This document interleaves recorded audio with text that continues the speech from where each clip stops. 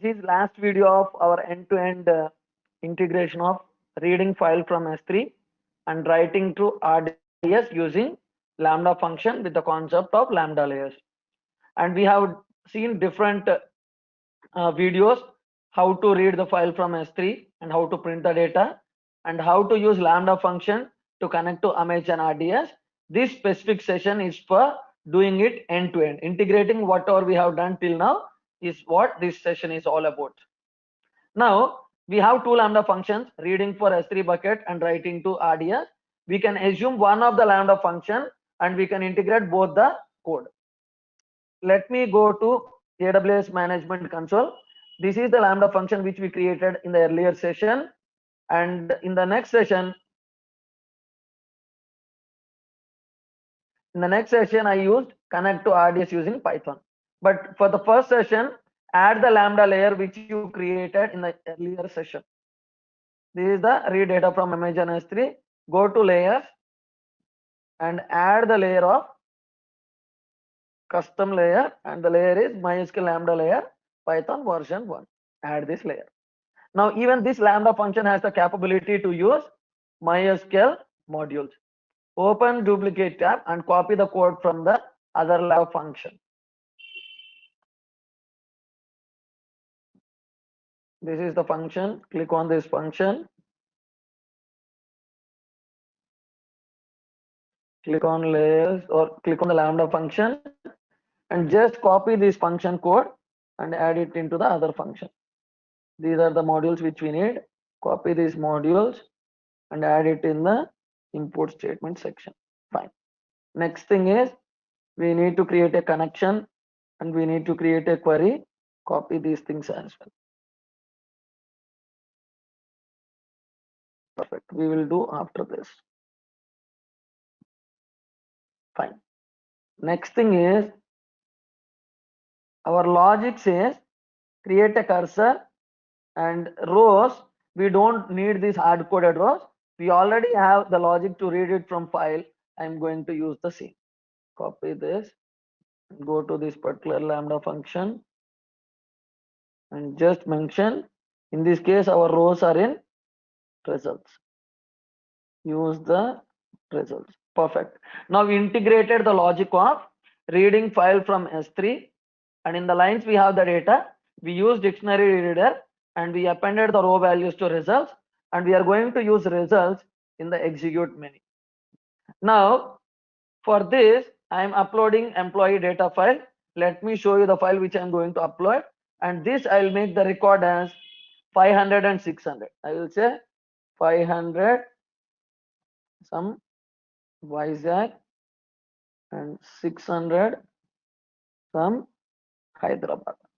Okay, this is the data which I am going to insert now. Whenever I upload this CSV file into Amazon S3, my Lambda function will get triggered.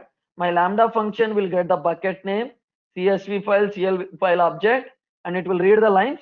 And I'm going to iterate over the lines and I'm going to print the results. I don't want to print the results also. Let it be. In case if we want to debug, we will use this. And then I'm going to create the connection. And then I'm going to create the query. And I'm going to create a cursor object. And I'm going to call execute menu method with this query and with this result. And finally, I'm printing this. Save it.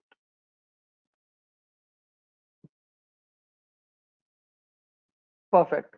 Now go to Amazon S3, wherever you integrated the trigger.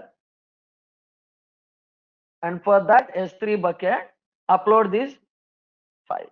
Where is this file located? Open terminal. This file is located under C users Srinath. Let me upload this file. This is my bucket, application 1, project 1 source data, and this is CSV data. Inside this CSV data, I already have employee data. Let me delete it and upload it. Or you can override also. If you don't have versions enabled on S3 bucket, if you upload the file, it will get overridden. Add files. I have to go to C users Srinath and then Python Kinesis demo. Here I have employee data which I just modified some time back. Upload this file and click on upload. Now, as and when you upload this file, your Lambda function will be invoked and it will read the file and it will write to RDS database, and we are going to validate this data record. 500 and 600 should be there in your RDS table. Go to CloudWatch logs and you can see the CloudWatch logs, whether this Lambda function got triggered or not now.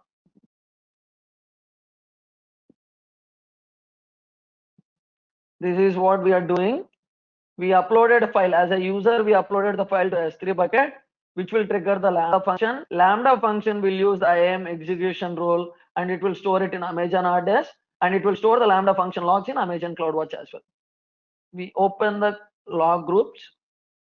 Inside the log groups, we need to open the function which we are using for reading and writing, which is nothing but read data from Amazon S3.